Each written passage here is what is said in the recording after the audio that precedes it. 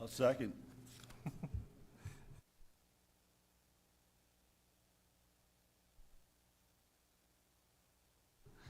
Aye.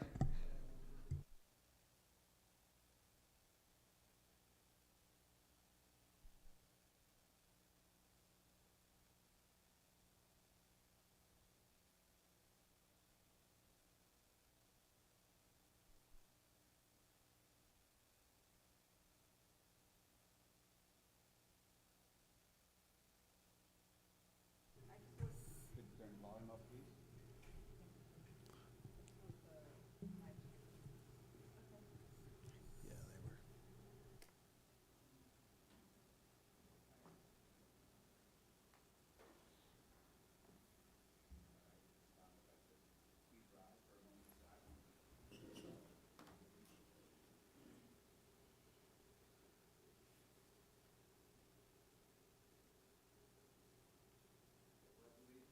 To the flag of the United States of America and to the republic for which it stands, one nation, under God, indivisible, with liberty and justice for all.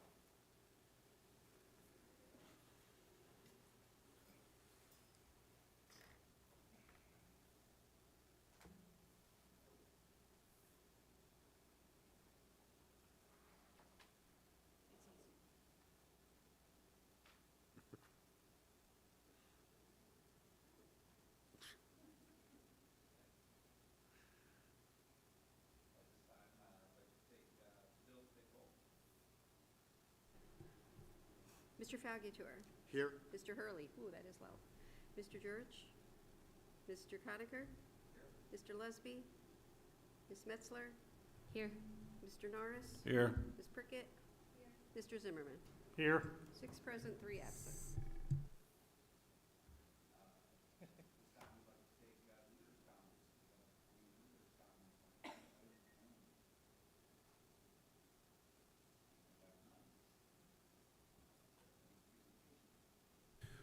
We do actually have 3 presentations tonight. So we will start with an update on ESS, which is our substitute service. And thank you, Joanne, for being here tonight and for preparing the report that you did. I think, Bob, you have that report, right? Fabulous.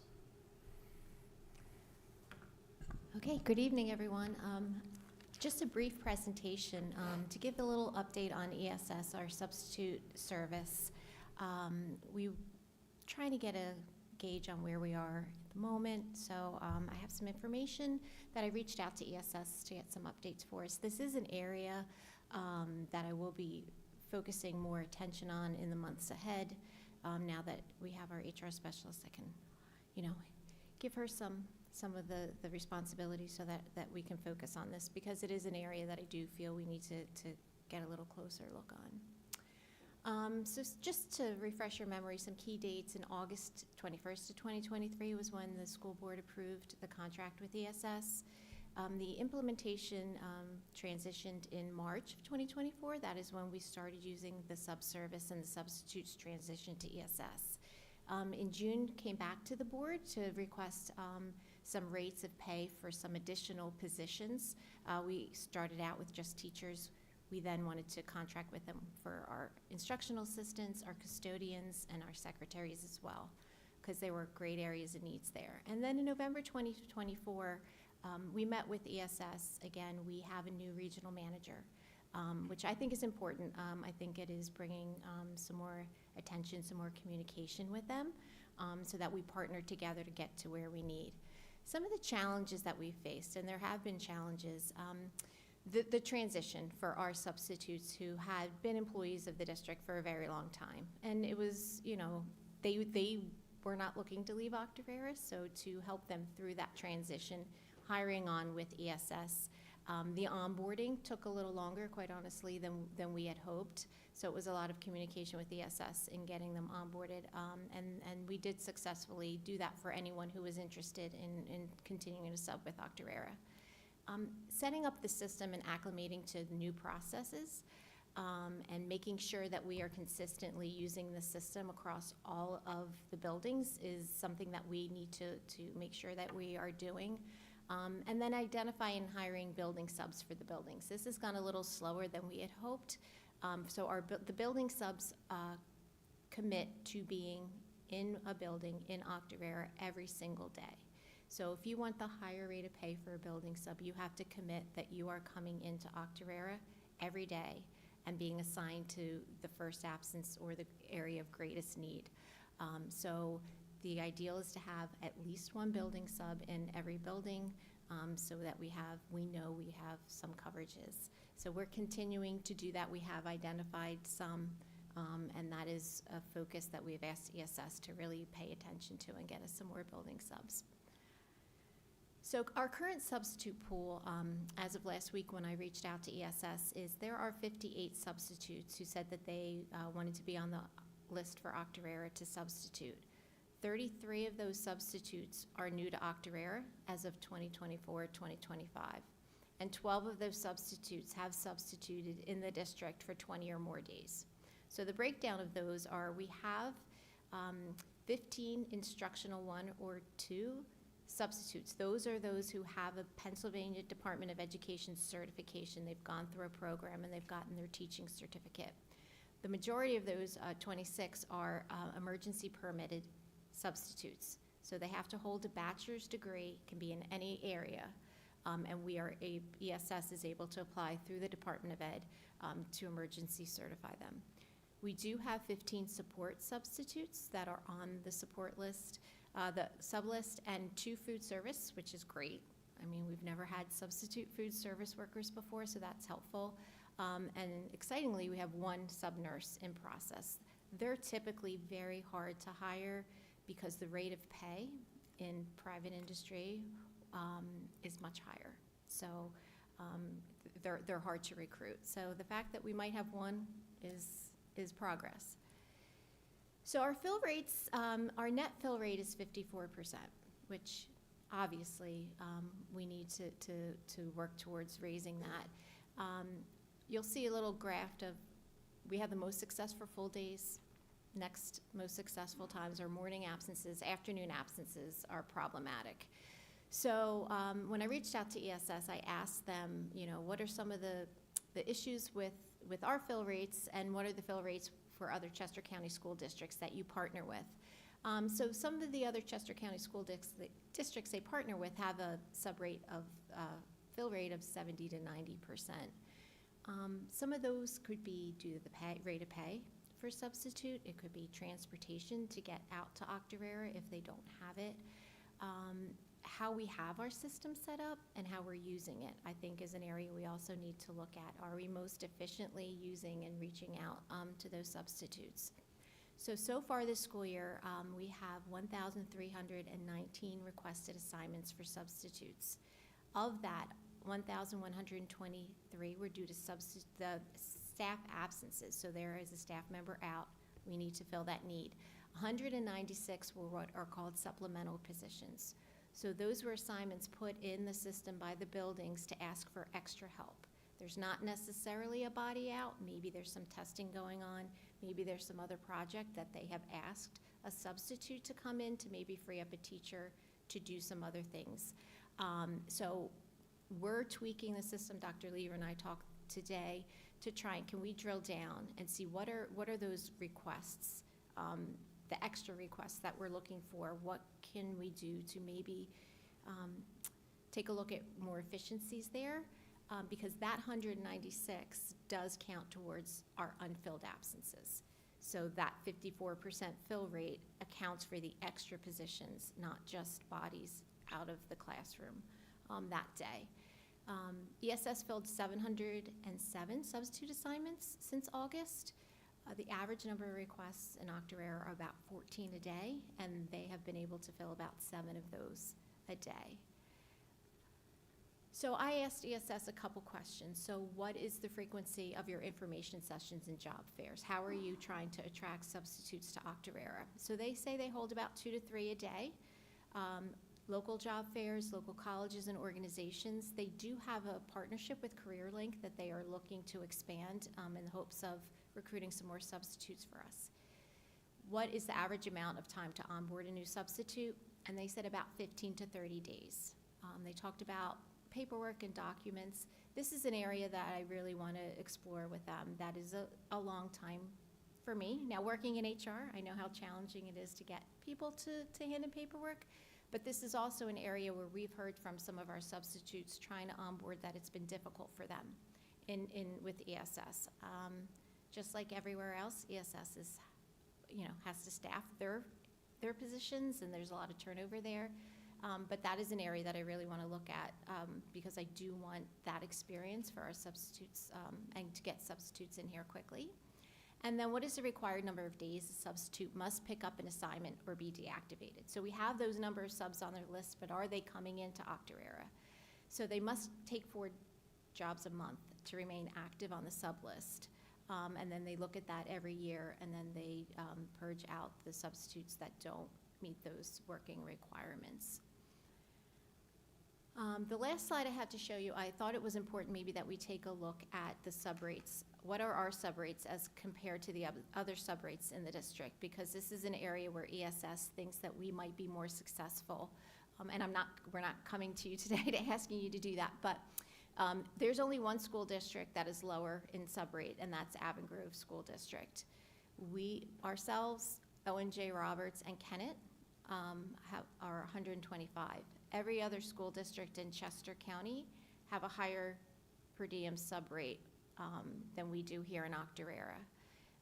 So up to $200 in some school districts. And, we were speaking with some of the principals today. One of the principals did share with me that there is a local substitute who says she would rather drive to CCIU, take the time that takes to get the $200 a day as opposed to sub here. So something to look at, something to think about. Just wanted to give you some perspective on where we fall in the sub rates in Chester County. So that's a very brief overview. There's going to be work in the months ahead, especially to prepare for next year to make sure we're in a better place. But I did want to share that with you, and I'm happy to answer any questions that you might have. A couple slides back, it was the third point was the average number of requests per day are 14. Yes. And the average fill is 7. What Correct. happens to those other 7 that aren't filled? Like, what happens to the students? So that falls on the building principals to try and arrange coverages. So many times it's our building principals and our assistant principals filling in. It's many times our teachers taking their planning periods or their lunch to cover classes to make sure that we have the appropriate coverage. So that is where we need to do our work, because there is a direct impact on other work being done and a strain on our system. Is there ever a time where, because of the many other things they're doing, the admin can't fill that, and the students are, hey, look, just read a chapter or do something to fill that time? Sure. I mean, there's always an adult in the room, right? So the students are never unsupervised. But in those instances, maybe there is not a lot of direct active learning going on, and that's what we're trying to avoid. I mean, that's what we never want to happen, but does that happen sometimes? I can't say that it doesn't. Thank you. Sure. Any other questions? Well, it's interesting. I just did simple math. If at the 1,300 requests, if we increased our pay I think I did this right, $15 per day, it's $20,000 difference payout for us. Does that sound about right? Over. And that's if we fill all of those Yeah, assignments. you fill all of them over 5 months. Well, and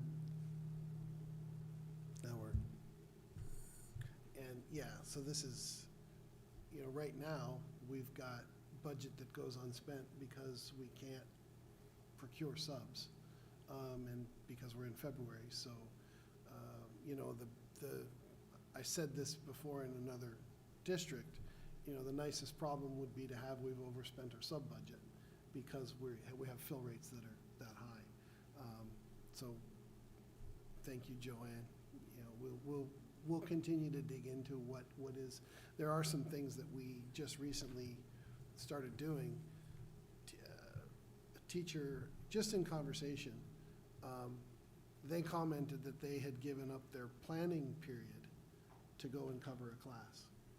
And And he sort of quipped, I'll have to do my planning at another time because I felt it was necessary to help. So the union has not, we want to be careful. We want to be careful what we're asking people to do. So we would never ask a teacher to take their planning time to cover. We would never mandate that that's what they do. But if they are choosing to do that because it helps our kids, I've chosen to pay them our hourly curriculum rate so they can submit time for that. And I just think it's a small amount. It actually costs us if there were that many teachers in the high school that covered it. It's actually a little more than we're paying a substitute, but it's putting our teachers in front of kids. So we've started to do that, and not because of any demand, but because I'm just impressed that our teachers would do that willingly.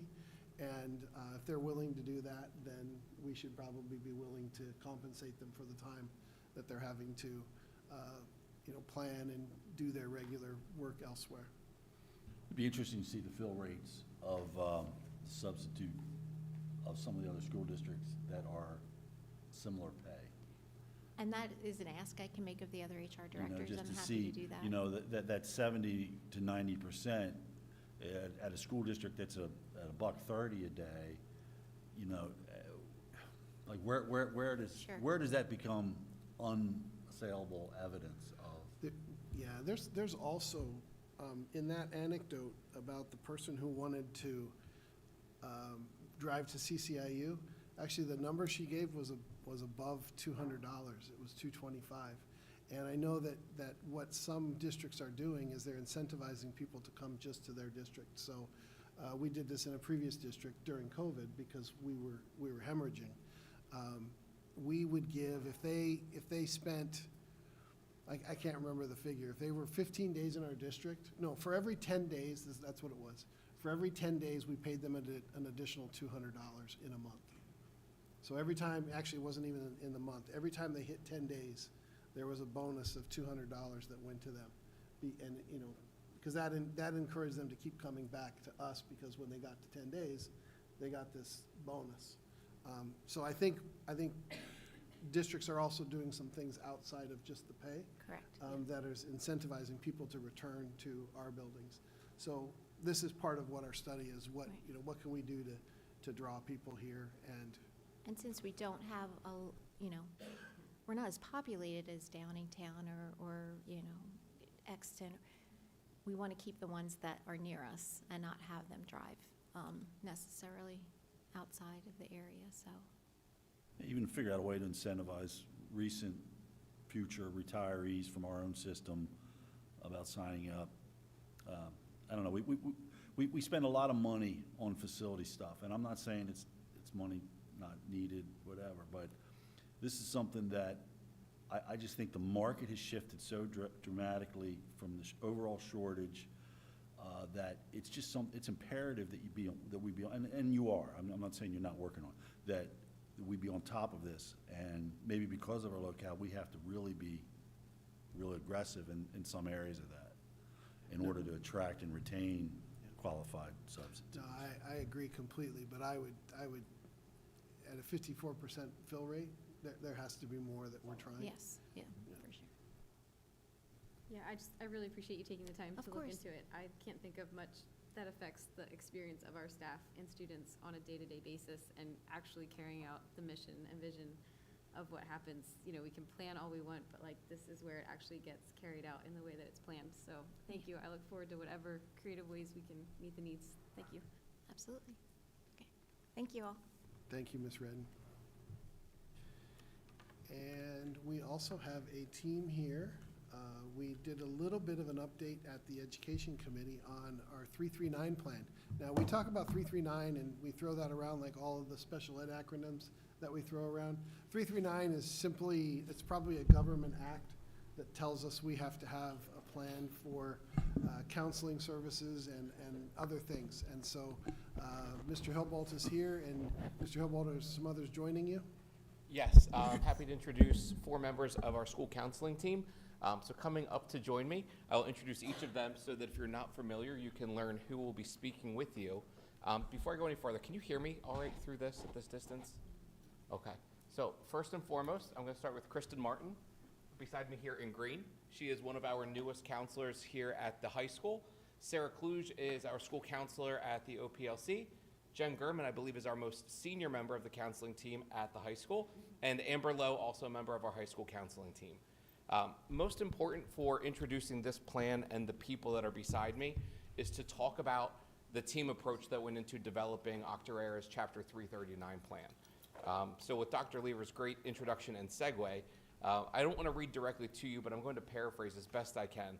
Chapter 339 is the section of our school code that tells us as educators that in order to enact our mission and vision, we have to have a concerted plan that develops our students from kindergarten through grade 12 on how they can establish plans for college and career readiness. You'll hear the counselors talk this evening about artifacts and about the steps that are taken to do so. It's also important, I'd like to point out, this is a plan that we revise every 3 years. So the most recent one, many of the board members around the table this evening might recall Lisa McNamara assisted with delivering in 2022. Mr. Patika has also been integral in this year's iteration of the plan. I want to talk a little bit about the team planning and the session work that went into arriving at the final product that's in front of you and will hopefully go to the state following board approval. We've met about 7 different times in various on and off campus locations with the mission of reviewing what was completed in the previous plan and having rich conversations about if those activities and actions are still relevant to the staff and students of Octorara Area School District. That plan was dug into, and I'd say one of the most fun things for me, not being a counselor by trade, was hearing every one of our counselors and the other ones that also aren't here tonight talk about what's changed just in the past 3 years and what we've kind of adapted to on the fly and developed. So those adaptations are the things that we've added into the new plan. Missing from us this evening is Devin Amon, who is our other newest counselor. She's a 7th and 8th grade counselor. She brought a lot of great conversation to what Dr. Perry is recommending as far as changes to the middle school model and what our homerooms and advisory periods are going to look like for middle school students. So that's something that wasn't on our radar at all going into the plan, but allowed us the opportunity to really stop what we're doing, pause, and talk about where we're going. Also important, it wasn't just a counselor's document or me or Mr. Patika. Principals were involved, and we had a team of stakeholders that we'll get to here at the end. What we're going to go through is a series of talking points you're going to hear from each counselor, but I want to lay out the slides for anyone who's following along or watching. Each bullet point represents something from our table of contents in the actual 339 plan. Rather than walking you through a 50-page document, we thought this would be a little more conversational and may keep you with us till the end. All right, so on that first slide there, you're going to see we kind of go through the 339 plan in order. The first section is a schedule of the activities from our counseling offices. Each of those activities is broken down per month, and it's also broken down per academic, career, or social emotional. So that took up a lot of information because you'll see each of those activities for each building, just so you're clear. So that's about the first 20 pages of the plan, and if you go through it, it really talks about what each of the counselors is doing during each month. The second point there talks about our external resources. So this is the communities and the business members that we work with, mostly in the high school, going along with each of our career clusters. So they're all listed right there. And the next section is our annual program goals. We have goals for the academic, career, and social emotional. Each of those, we have an annual goal for each.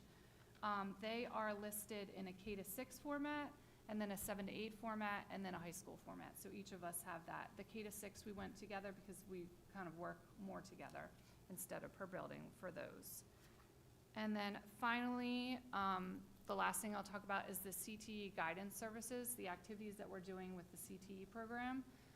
So those are each of the activities that we're doing with the students or maybe the parents, and then the kind of the educator awareness. Now the parents and the educator awareness are more like getting out there what is going on with our CTE programs, whereas the activities with the students is kind of getting them involved in the thing. So like even at my building, the K-2 building, we're going and visiting some of the programs that are going on so that they are gathering interest very early on in their academic careers here at Octorara. All right.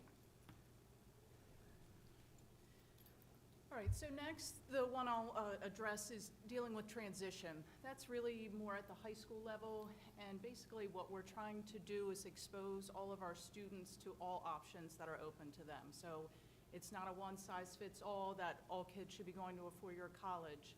That's what I've always appreciated about working here for over 20 years, is that was never what we were told to do as a department, that everyone had to go to a four-year college. Instead, we were allowed to let the kids choose that. Do I want to go into the military? Am I more of a hands-on kid that I should go to a technical school or a trade school? So that's what I've always appreciated about working here, and I will spend my entire career here trying to implement that. So basically, we are providing kids with opportunities to explore all of those. Probably one of the places where we do it the most is through a career day, where every grade level, 7 to 12 this year, and we've done it for, I think, 3 years now in a row, had a different activity that helped them to kind of figure out what's out there for them, what would the next steps be to kind of get there. So within the plan, you can see some of the different activities and how it walks them through those, depending on what they want to do after high school. And then the next section is consultation with teachers and administrators, and really it's all educators that we're partnering with. And this is basically how we deliver our program. So there are 4 different ways. So following up on what Sarah had said, where we have all these different activities, for instance, like a career day or different assemblies and things like that, we take what our program, what we're delivering, and break it down into these 4 different areas. So guidance curriculum are basically like those larger presentations. So whether that's an assembly for an entire grade level, or whether that's maybe a classroom presentation for all 9th graders that maybe we go into their world history class and break it down and do that within a classroom setting. That's basically exposing them to different types of information that we want all kids to experience. Next is prevention, intervention, and responsive services. Those tend to be more like immediate needs. So I find that a majority of those are probably social and emotional related. So these are kids that might be in crisis. We might be doing risk assessments. There might be kids that are in conflict, and we might be doing restorative practice with them. This could be the student assistance programs that we participate with. So that has to do with those responsive services. Next are the individual student planning. These are more of the future planning kinds of things. So helping students to select their courses for the following year, to make sure the courses they're taking match what they want to do after high school. Or we might be talking about, you know, what are their future plans and how can we walk them through what those next steps should be. And then the last portion is system support, and this tends to be really everything else. If you've ever heard about what a typical day is with a school counselor, we wear a lot of different hats. And what was on my to-do list today is not what I got done, because you never know what's walking into your office or who's calling on the phone or whatever's happening. So that system support tends to be that everything else. It's at the high school level especially, we're doing a lot of different paperwork, we're collecting data, we're checking credits and graduation requirements. We are planning standardized testing and coordinating that, whether that's Keystones or PSSAs or APs. So what you'll find is at each grade level, whether it's K-2, the whole way up to the high school, how we spread out our time is different.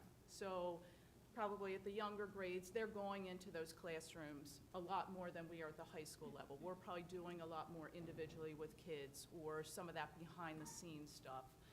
With more of the paperwork, helping to do maybe college recommendations or sending transcripts. So that sort of addresses that. And what you'll see in the plan is how that is different. So maybe at the high school level, we're spending 40% in one area, and they might only be spending 10%. Doesn't mean anyone's working any harder or not as hard as the other. It's just developmentally where the kids are in the services we're providing and how we're providing them is different at the different levels. So that's what is addressed in that section. And then next is the stakeholder involvement. So this is how all of our partner groups, so students, parents, educators, post-secondary institutions, community businesses, and then community agencies. So this is all the people that kind of benefits, thank you, benefits from and like assists with the delivery of our guidance services program. And we actually held our stakeholder meeting on January 30th, and we went over the 339 plan, the purpose, activities. Our groups were divided into elementary, so K through 6, middle, 7, 8, and then high school, 9 through 10, or 9 through 12.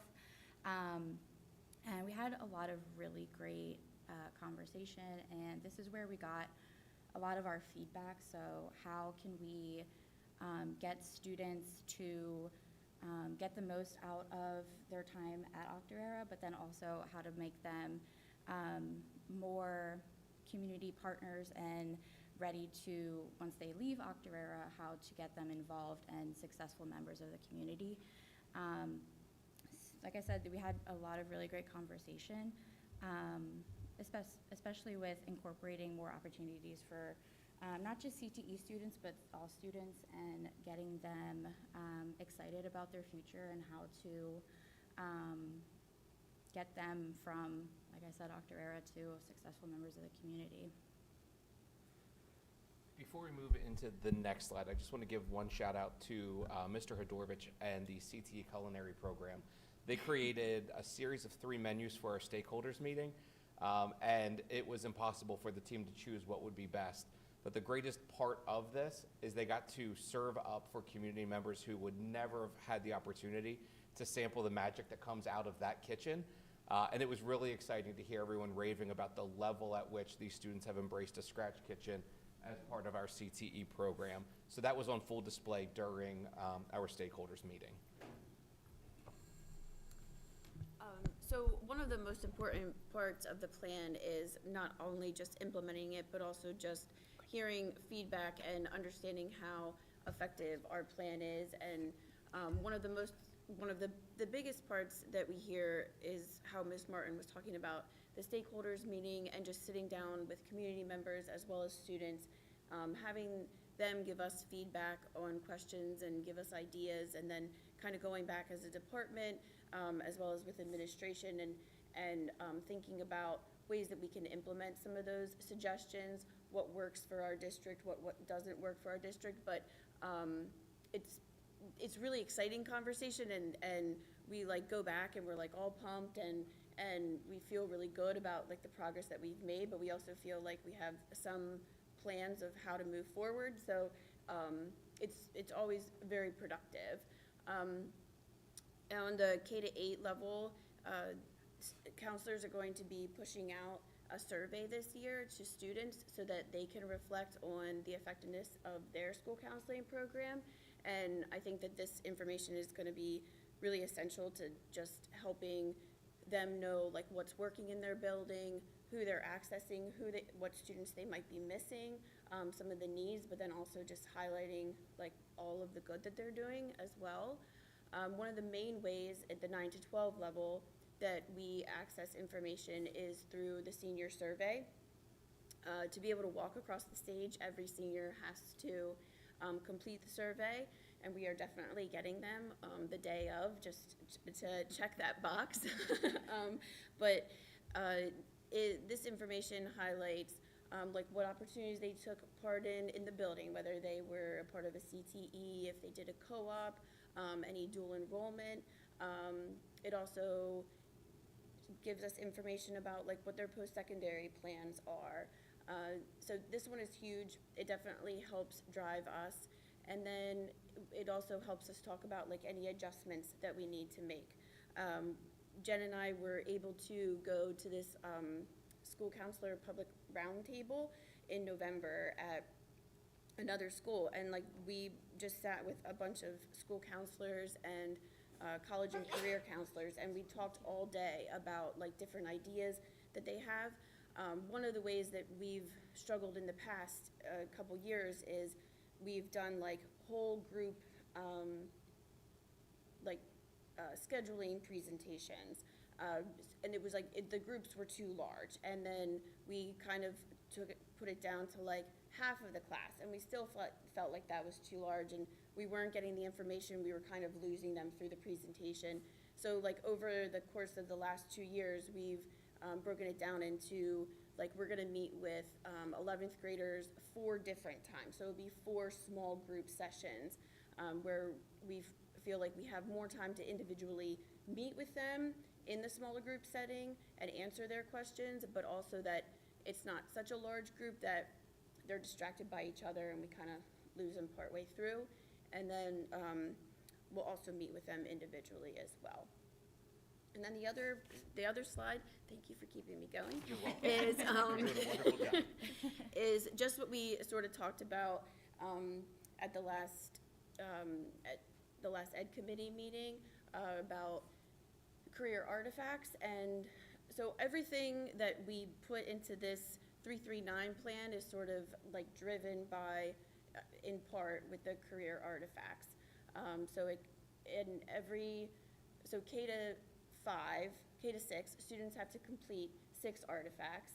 By 8th grade, they have to complete another 6, and then by the end of their junior year, they have to complete 8 artifacts.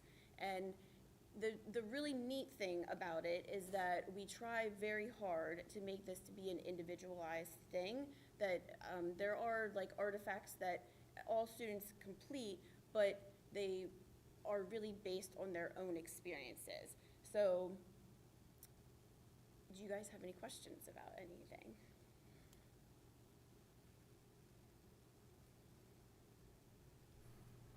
Yes.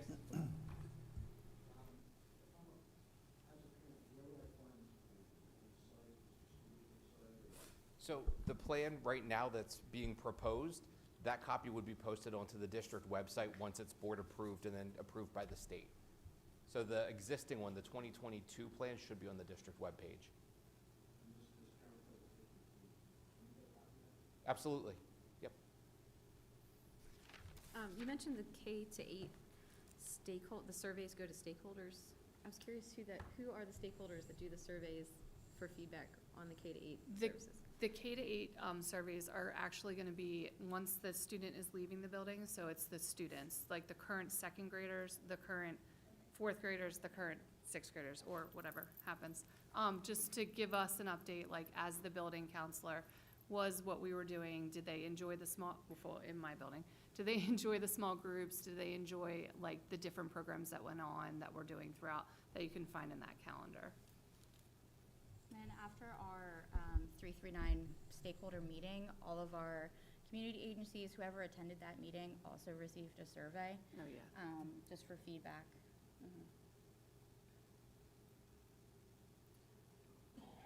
So hopefully, if you didn't know about the 339 plan prior to tonight, the one thing I would hope that you take away with you is that although the school counselor's office always comes off as that safe, soft place to land, there's an awful lot of machinery and mechanics that are happening to create an intentional environment for students when they are having a rough day or when we're working to create plans for the students. So I hope that translated, and I just want to say thank you to this team of ladies and the rest of the counselors and the administrative team that helped build this plan. It's been a long 8 months, and I can certainly attest to the work that's gone in from everybody.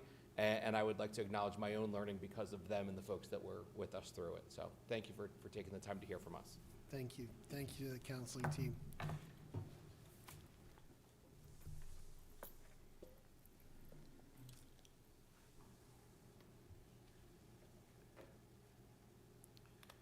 Thank you.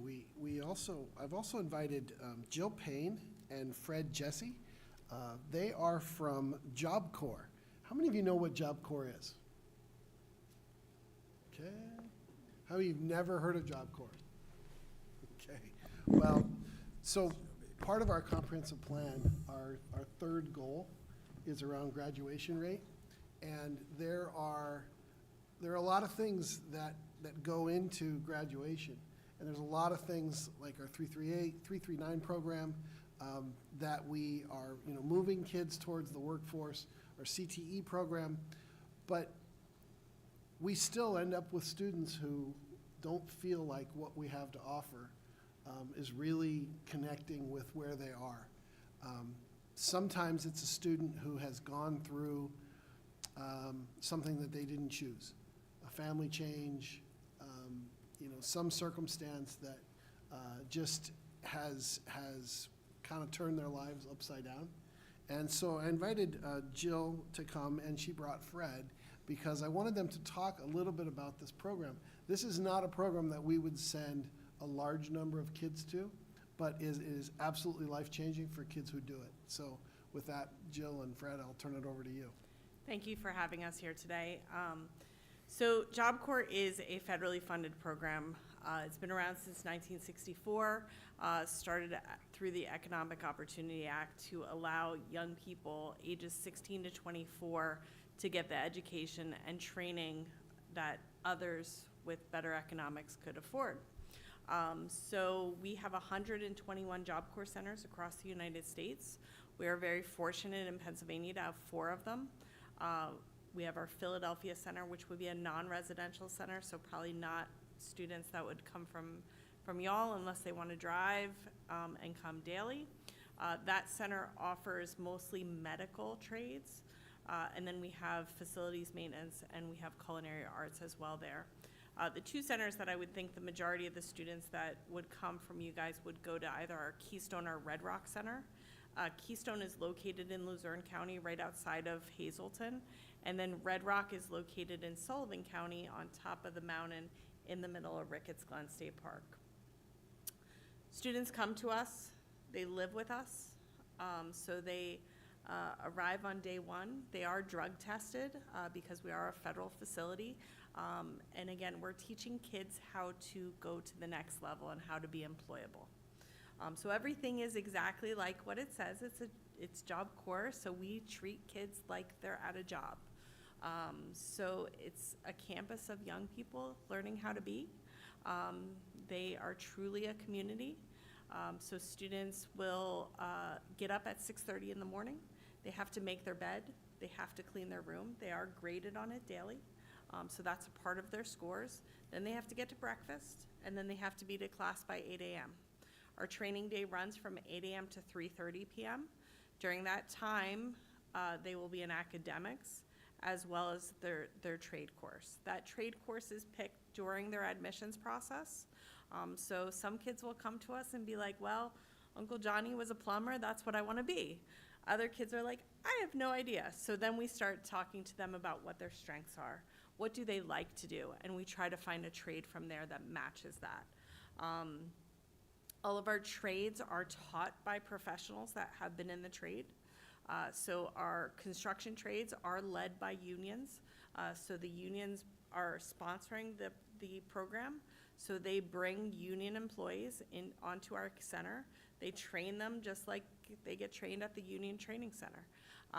And then if those students are deemed somebody that the union would want, they're going to cherry pick those kids and recommend them into the union.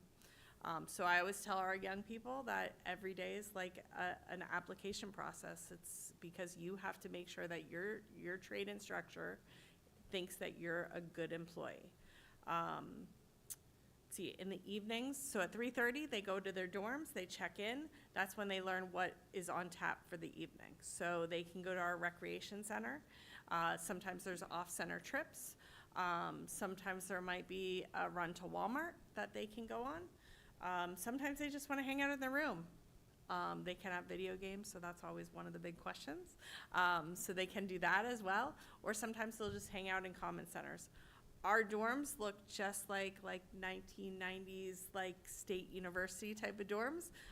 There's up to 4 students per room. The good thing is, though, each room does have their own bathroom.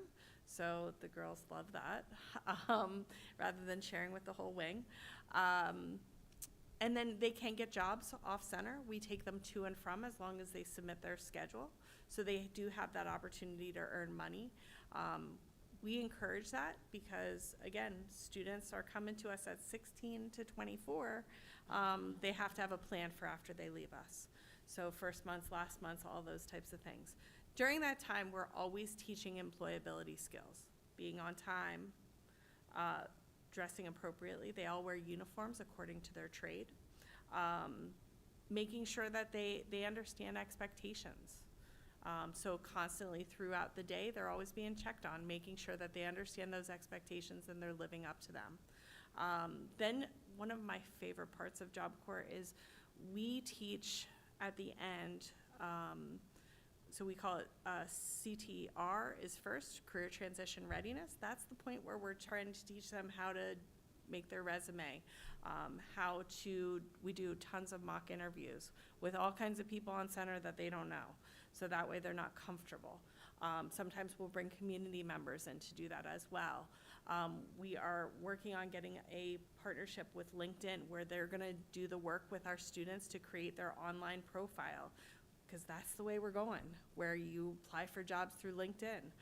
So we try to expose them to everything that they need. We take them shopping and get them a outfit to wear for their interviews.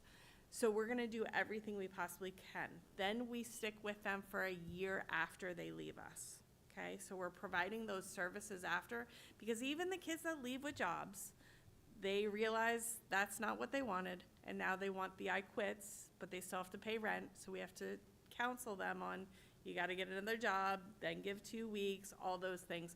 All those things you think that people just know, that they don't. During that time, we also teach them about finances. So I have students that are leaving making $53 an hour at some places. Yep, I said $53 an hour at 18, 19 years old. All of those students that are in that company working on bridges and roads across Pennsylvania made over $100,000 their first year there. I don't know about you, at 18, 19, that's a lot of money. So we have to show them how to budget, because there's times in the construction industry where they might be off for 2 months because of the weather, that they can't work. So again, teaching them all those things along the way. One of the things, and why I'm presenting to you tonight, is because unfortunately in the Commonwealths across the United States, Job Corps is not recognized as another educational opportunity. So right now, if you sent me a student without a partnership agreement, that would mean that that student has to drop out of school.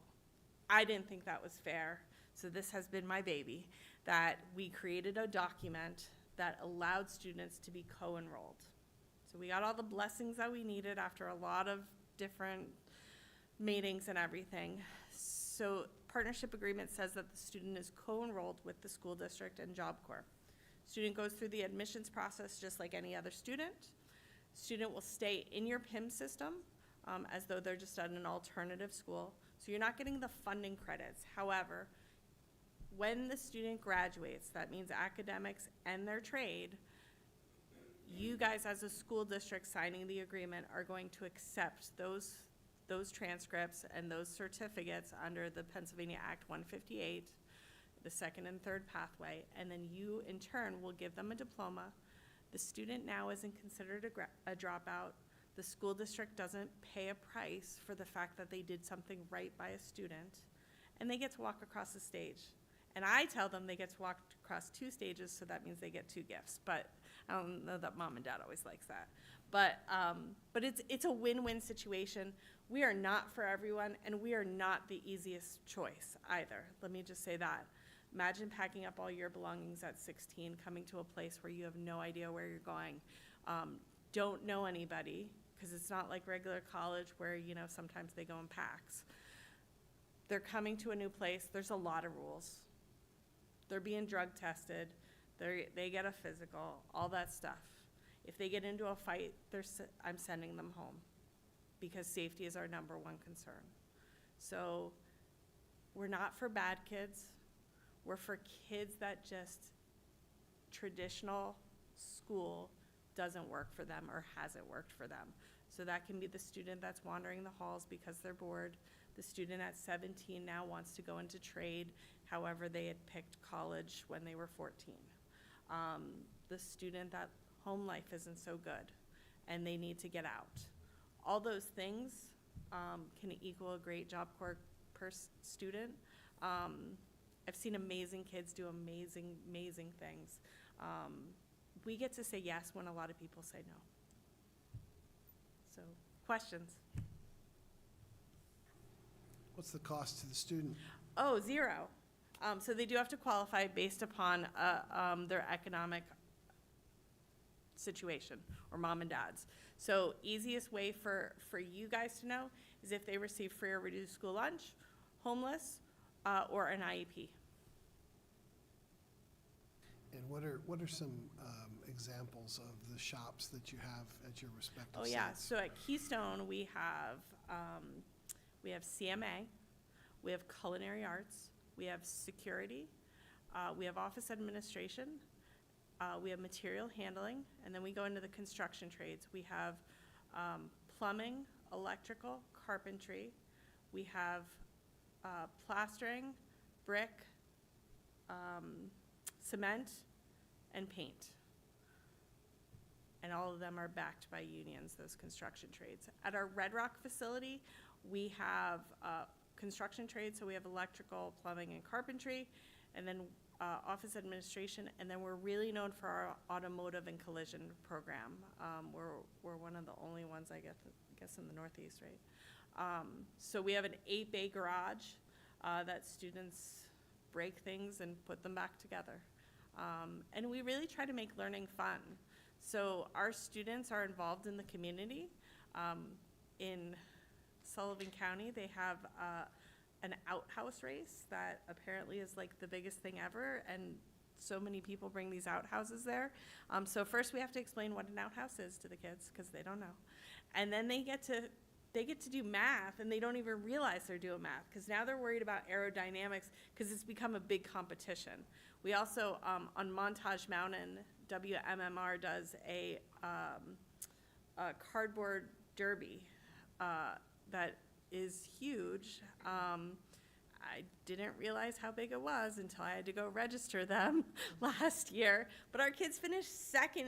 They had the second fastest sled last year. But again, they're trying to think of different things. And then there's people that get into all kinds of themes. I won't even tell you all the different cardboard things that came down that mountain. But it's fun. It makes it fun for them. Part of our program is community service. So our students are always in the community, whether that means that our culinary arts are helping to serve different foods for the chamber. We make park benches for the rails to trails, so our cement students will make the ends. Our carpentry students will make the boards go in between. Recently, we made a living nativity scene, and our executive director said, okay, well, you plan it, you gotta design it, you gotta figure it out, and by the way, I'm not buying you any materials, so you have to go dumpster diving. So they put it all together, donated it. Oh, and it had to be collapsible so that they could store it in the off season. So you name it, they do it. They do amazing things. Our students, we have a student that just left Philadelphia that she finished her medical trade, and she starts at Jefferson Hospital on Monday. So our kids do really, really amazing things, and it's the kids that at graduation, if it doesn't bring you to tears, I swear, every time, and we do 4 graduations a year, mothers just coming up and saying, I never thought my child would walk across the stage. They were at a point where they didn't know what the next step was. And to see that is just unbelievable. And then to see them make the money that they make, I mean, a lot of them walk away making more than us. So we went down the wrong path. But it really is amazing. But they have their challenges every day, just like here. And we walk them through it, so. I have a quick question. I'm the high school principal. Would you be open to visits? Just Absolutely. Student visits, so you could take a Absolutely. trip? Yeah, so I think we have about 46 of these right now, maybe a little bit more right now. Some schools will just have it just in case. Other schools will use it and really target some kids that the counselors, the principals know this might be a good fit. So then we'll do a targeted presentation here, and then, yeah, you can bring a busload of students to any of our campuses. I always think that personally, when you come and you see it, it makes sense. I had students from Wilkes-Barre at our Keystone Center about 3 weeks ago. Literally, 3 of the boys were like, can we just stay and then on the weekends go get our stuff? you know, because they were like, wow, this is great. You know, this is what I'm looking for. So I think it does help when they see it prior to coming there. It takes us a little bit of the uneasiness away. So absolutely. Any other questions for Jill and Fred? So, thank you for being here. Sure. And so in other words, for us to really avail of this opportunity for our students, we just need to enter that agreement that you have You negotiated just need a with the state. signature. Yeah, and I forgot to say this, it's free for you guys. I don't want your money. I'm sure you don't get that very often at the board. We don't want your money. We just want you guys as a school district to feel good about sending your students to us Yeah. without it hurting you. Good. Well, thank you. Thank you for what Sure. you do to impact the gonna lives of leave kids. Thank you very much. Thank you all. And that's all.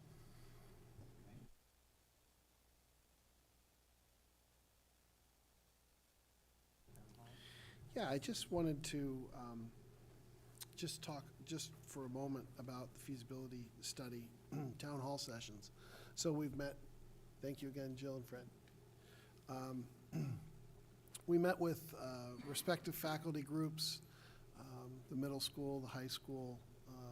The only group we didn't meet with formally was the PLC, because it ultimately doesn't impact them that much. And then we had the two town hall sessions, and both of those were attended pretty well. I was the first one had more people, but you know, good questions, thoughtful questions coming from the community, but not really centered on whether we should or should not, as much as just the logistics of the why and the how and what would happen if. And so it was similar to some of our solar discussions. As people left, they seem to understand the reasoning behind it. We're at a unique place where we've experienced declining enrollment, and we went from 2,700 students to our present just over 1,900, and now we have some expensive options for buildings, and this one allows us to, the reconfiguration, realignment, allows us to kind of take one of the buildings that has a lot of needs and to set it aside for future considerations. So I was just curious, I know many of you were a part of the sessions or watched them online. I don't really know what else we would do to collect input from the community. So I just wanted to open up to hear thoughts from the board about realignment. I think there's a little bit of urgency. If we are truly, when I started this process, we said it would be for 26, 27, but the most pressure that I think I've gotten from within our organization is why can't we do this earlier? Because of the benefits that we've kind of laid out. The challenges that we have are really around answering all the questions of execution. And so I'm curious if the board has any questions or any thoughts about moving forward. And then with that, you know, I would have maybe a couple of suggestions of how we can walk forward from there. So, but first, any questions or comments or additional things that we need to address before we can really consider this?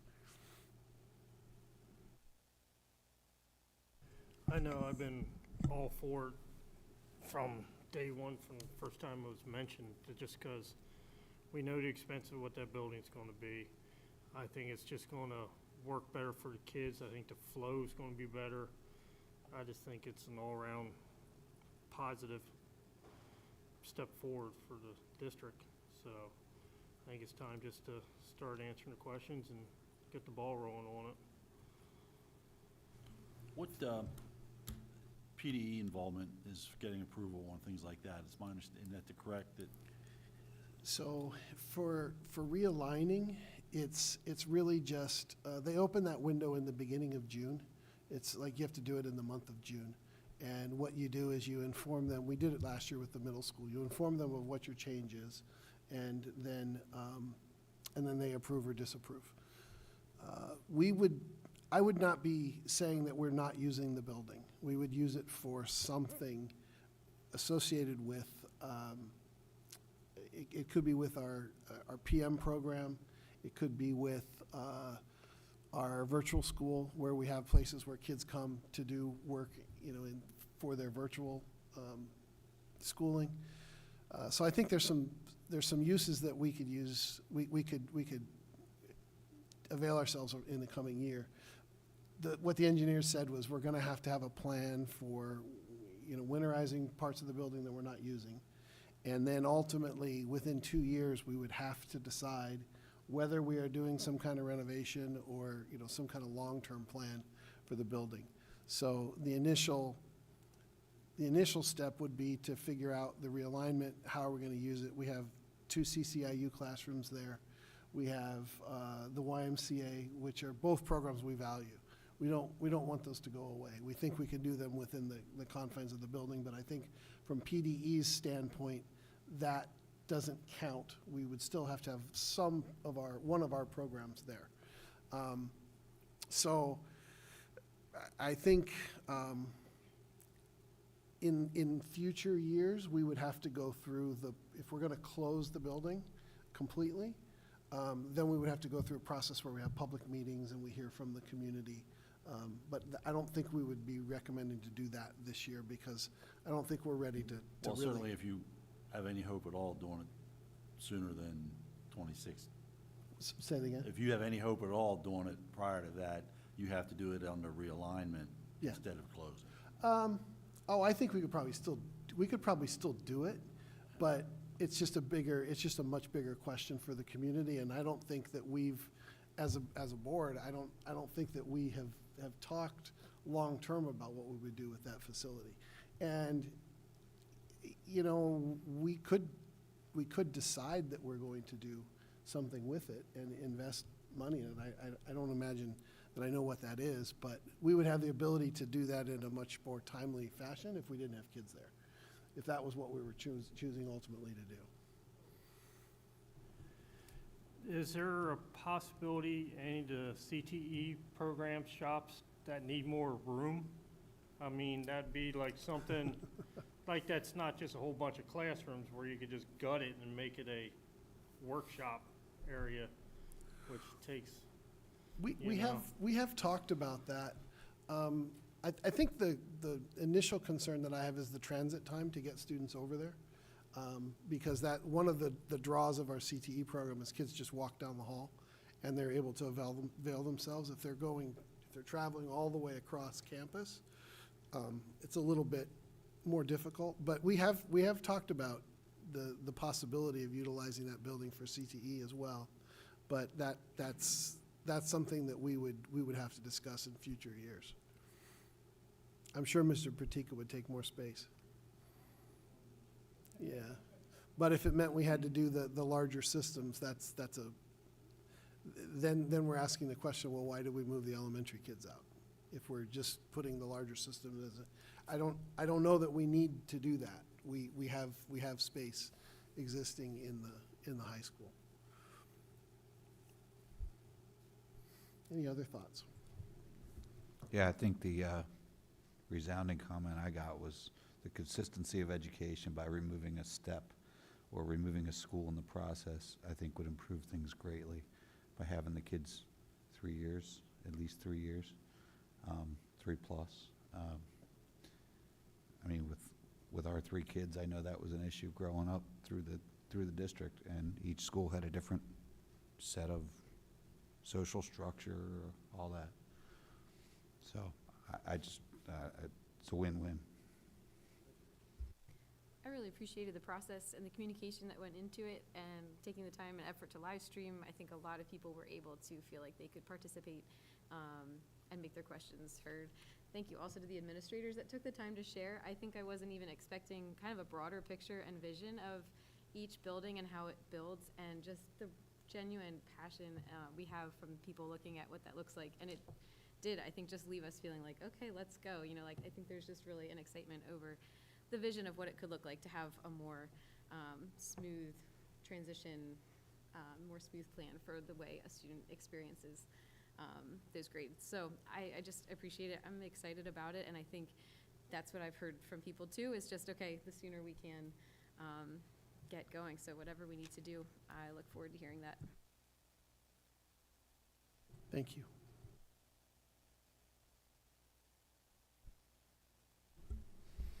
All right, presentation of agenda items for the February 18th, 2025 regular monthly public meeting. Letter A, that the Octorara Board of School Directors approve the following policies. Second reading, 005 organization, 308 employment contract / board resolution, 823 opioid antagonist. That the letter B, that the Octorara Board of School Directors approve the 2025-2026 school calendar. Letter C, that the Octorara Board of School Directors approve the request for unpaid leave for Ms.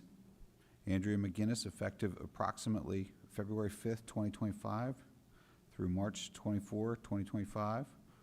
Ms. McGinnis is an instructional assistant at the Octorara Elementary School. That the Octorara Board of School Directors approve the request for unpaid leave for Ms. Christy Herzl effective approximately January 29th, 2025 through April 22 of 2025. Ms. Herzl is an instructional assistant at the Octorara Elementary School. Letter E, that the Octorara Board of School Directors approve the request for unpaid intermittent family medical leave for Ms. Rachel Minich, effective January 29, 2025 through January 28 of 2026. Mr. Conacher, a board member sent me a question, and I think it would be worth just giving an explanation to the full board. The question was, why do we need to approve unpaid leave? And the short answer to that is they have a contracted pay rate that is negotiated, and if we are changing that pay rate, it has to be with the approval of the board. Because what happens is their salary gets recalculated to a lower rate. So it's just a procedure that allows us to pay them at that lower rate because they are taking unpaid leave.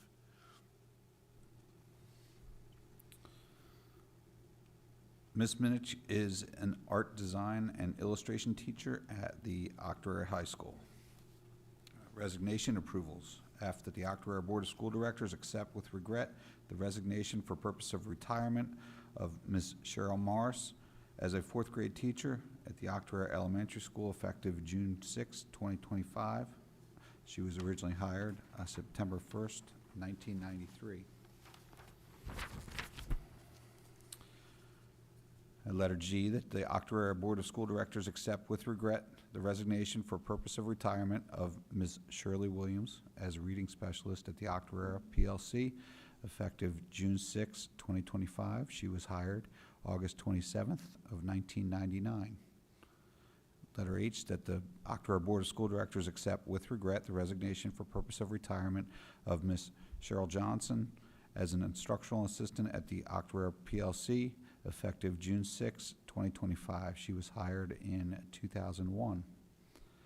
That the Octorara Board of School Directors accept with regret the resignation for purpose of retirement of Ms. Robin Sokolowski as an instructional assistant at the Octorara PLC effective June 6, 2025. She was hired in 2000. That the Octorara Board of School Directors accept the resignation of Mr. Phil Rudisil, assistant baseball coach at the Octorara High School, effective January 24th of 2025. He was hired for the 2021-22 school year. That the Octorara Board of School Directors accept accept the resignation of Mr. Craig Leister as assistant baseball coach at the Octorara High School, effective January 24 of 2025, hired for the 23-24 school year. That the Octorara Board of School Directors accept the resignation of Mr. Dave Womer as assistant baseball coach at the Octorara Middle School, effective January 30th of 2025. Mr. Womer will continue as a volunteer coach. He was hired for the 23-24 school year. Hiring approvals, letter M, that the Octorara Board of School Directors approve Ms. Jennifer Mitchell as a food service employee effective January 12th, 2025, pending completion of employee-related documents required by law and the district. Ms. Mitchell's rate will be $15 an hour for 5 hours a day. She will be replacing Ms. Martin, who resigned, excuse me. Letter N, that the Octorara Board of School Directors approve the following supplemental contracts for the 24-25 school year. Emily Umble, Assistant Cheer Coach, winner, 6 points at $620 or $37.20. Josh Parker, Junior High Head Wrestling Coach, 4 points at $620 for $22,480. David Rudisil, Assistant Varsity Baseball Coach, 7 points at $620 for a total of $4,340. Devin Amon, Assistant Varsity Softball Coach, 6 points at $620 for a total of $3,720. Angela Bonanno, Junior High Assistant Track Coach, 4 points at $620 for a total of $2,480. Letter O, that the Octorara Board of School Directors approve the following supplemental contract for the 25-26 school year. Angela Bonanno, Junior High Head Field Hockey Coach, 4 points at $620 for a total of $2,480. And Education Committee report. Who's given the Education Committee?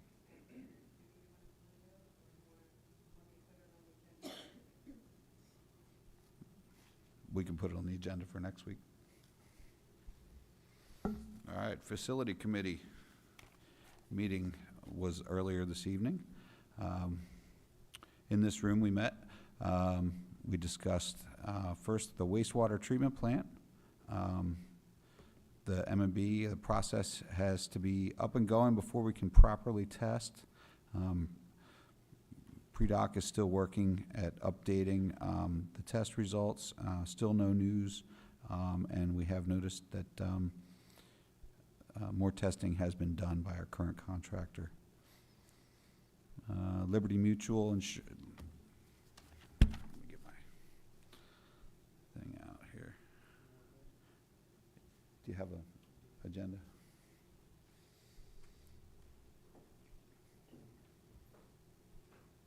Thank you. All right, Liberty Mutual compliance inspection. Basically, they noticed that the playground mulch needs, there's some needs. We had some discussion about the animal barn and some equipment on the playground. Needs to be redone at the OES, but that's still needing, we'll see what. Pending a decision. Pending decision on the OES and what's going on there. Fuel pumping station compliance. We had a dispenser that froze and was not able to dispense diesel fuel. And it was the original dispenser or pump. And that's probably going to be about $85,000 to $100,000 to replace. Asset management. Asset management has been taking inventory of the district's assets, and that is still ongoing and still in process. So we're kind of getting a lay of the land of what we have and what we don't have. So, all right, and then we had several items presented to us for consideration. The McClure HVAC proposal. McClure, we qualified for a $250,000 grant for junior high HVAC, and we were going to be using that to replace a chiller. That chiller is about $325,000, so $250,000 would be covered by the grant, $125,000 would be us, but we're wondering if that could be lumped in with a future, a larger project down the road. So it'd be probably much more efficient to lump that in down the road. The district is considering a purchase of a utility vehicle, a little heavier duty than a golf cart, possibly for snowplow work, and moving sod, general work, maintenance around the campus. There's more to come on that. And then the summer work, we were informed of the different options we have for summer work coming up. One was middle school asbestos removal. We're going to keep on plan to continue to remove asbestos in 4 classrooms per year. We talked about that. Auditorium roof was the roof replacement. The roof was patched, and now it basically needs replaced because it continues to leak. Let's see. High school library renovation. It's due for an upgrade, carpet and better lighting. That's in the works. Compliance update to the animal barn. We had talked about whether or not we needed to, not zoning, what's the word? Bring it up to code standards. Bring it up to code for standards for an agricultural building. Let's see, driveway replacement to the middle school field, getting to the middle school softball field. We were talking about putting, not riprap, what's the word? Millings. Yes, thank you. Possible millings or paving that driveway, and comparing the two to see which would be a better option for us to go with. Let's see. A new middle school field parking lot, but between the softball field and the dumpster area? The end of the building. We talked about possibility of a middle school field parking lot there, which would allow us some handicap parking spots for fans or parents of the softball team to park in. What else? ADA compliant walkway along the western side of the campus, along Route 41 there by the softball field. So we had discussed that. Middle school Gaga pits, we briefly discussed that, hoping a nice scouting project would happen on one of those pits, or both of the pits. PLC classroom painting. We discussed possibly doing a building a summer and getting costs through a contractor rather than doing it ourselves. Probably be much more quicker and obviously more expensive, but a lot quicker and probably better results through professional. Decommission the OES and winterize building pending closure approval. So we basically discussed that, and not a whole lot, but what we would need to do and start the process rolling on that if that were to happen. And we also, on the high school auditorium renovation, we discussed possibly moving the sound booth down to the floor in the back, and the floor does need redone. And we're basically at an information collection stage at this point. And that's it.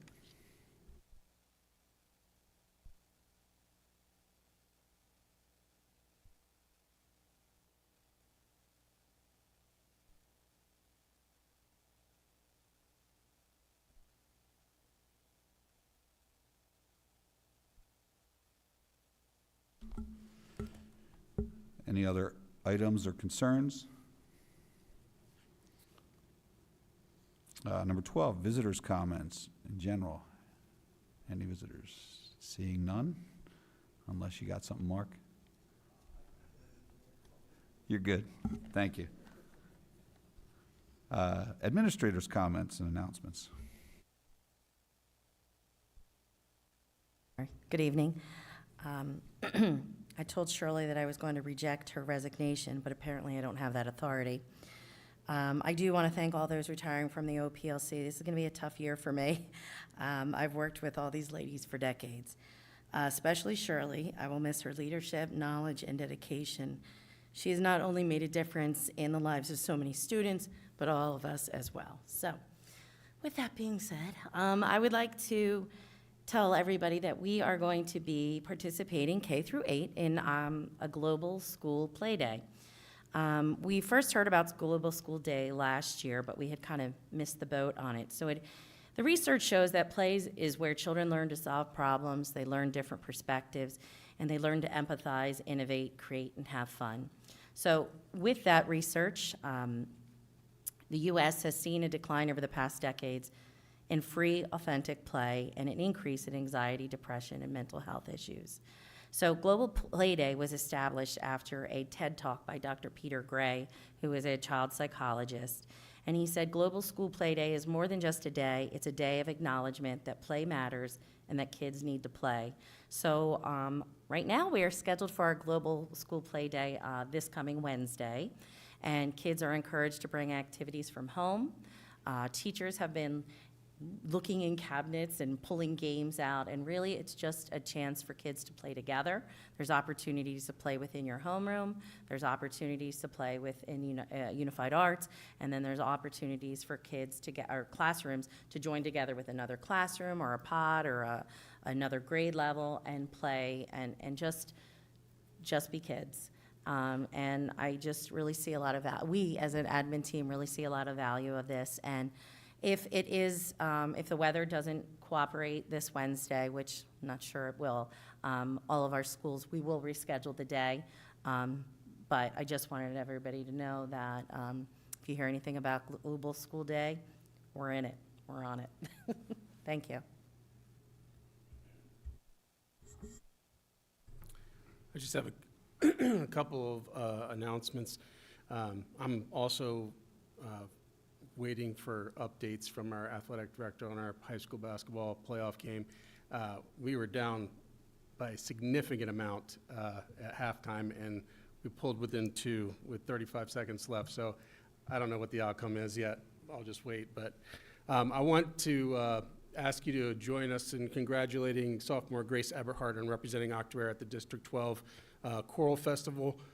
Grace auditioned in November as a soprano 1 and earned the opportunity to sing with the select chorus of over 150 high school musicians from schools across the region. That 2-day festival took place at Ridley High School, where Grace showcased her talent and dedication to choral music. So just congrats to Grace. I also, it's not too early, obviously, we have moved the musical to earlier dates this year than in previous years. But the Octorara Brave Stage is proud to present Shrek at the end of this month. February 27th, 28th, and March 1st. All 3 shows will begin at 7 p.m., except for our additional matinee on the 1st at 2 p.m. Tickets are $12 for adults and $10 for seniors and students. So I just wanted to invite you to that. They always do a wonderful job. Come hear our new sound system, which is pretty exciting. So that's all I have. Did you already get an update? All right. Waiting for Mr. Frantazzi to give me an update, but I thought maybe I'd get it before the end of this talk. Thank you. Anybody else?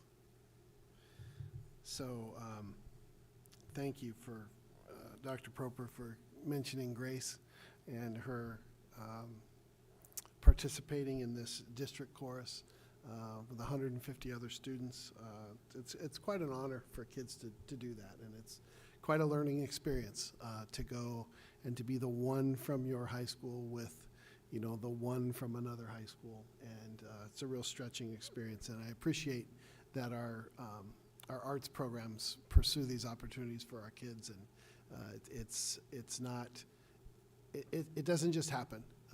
You know, our educators are what make these experiences happen for our kids and help to encourage them, and there's auditions that they support them in, and I'm just grateful to our team, and I want to congratulate Grace. So we had two retirements from our teaching ranks, Cheryl Morris and Shirley Williams. You know, when we put that incentive in last year, I didn't realize how it was going to feel when we got all of these in, you know, January and February, and it feels like something's wrong.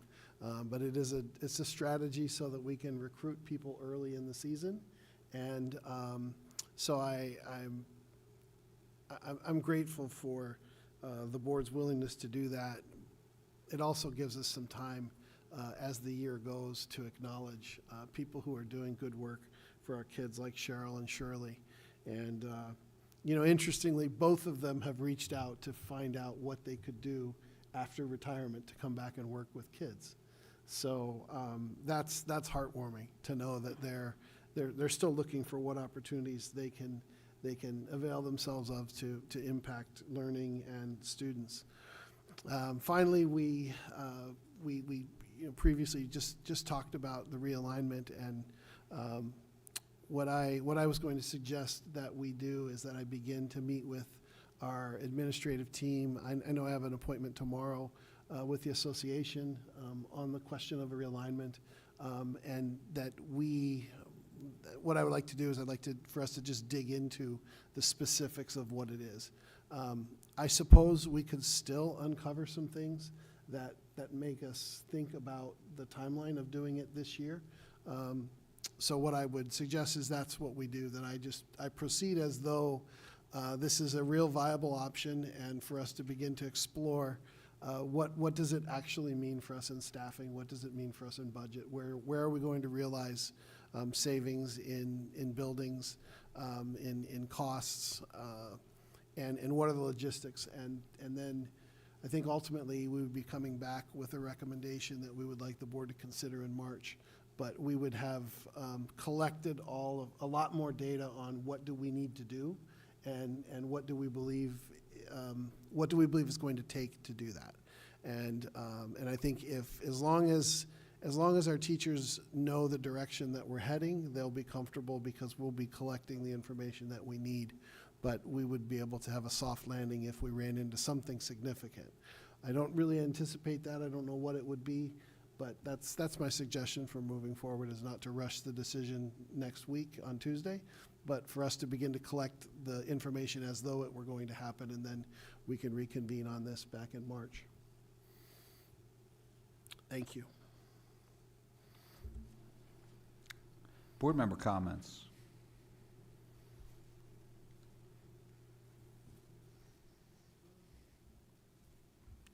Okay, seeing none, I'd like to get a motion for adjournment. What? Oh, let's read the meetings, jeez. It's out of order. The facility committee meeting, next facility committee meeting will be, actually it was tonight at February 10th, 6 o'clock in the middle school. Executive session for personnel tonight, prior to or after the work session. I'm assuming that will be after, since we didn't have it. After legal, personnel, and security. Okay, great. Policy Finance Committee meeting, Tuesday, February 18th, 6 p.m. in the middle school multi-purpose room. Next regularly scheduled board meeting is Tuesday, February 18th, 2025, 7 p.m. in the middle school. Hopefully Matt Hurley will be attending. Education Committee meeting, Monday, February 24th, 2025, 6 p.m. in the middle school hub. I'd like to get a nomination for adjournment. So moved. If you're against it, you can stay. Or second. Second.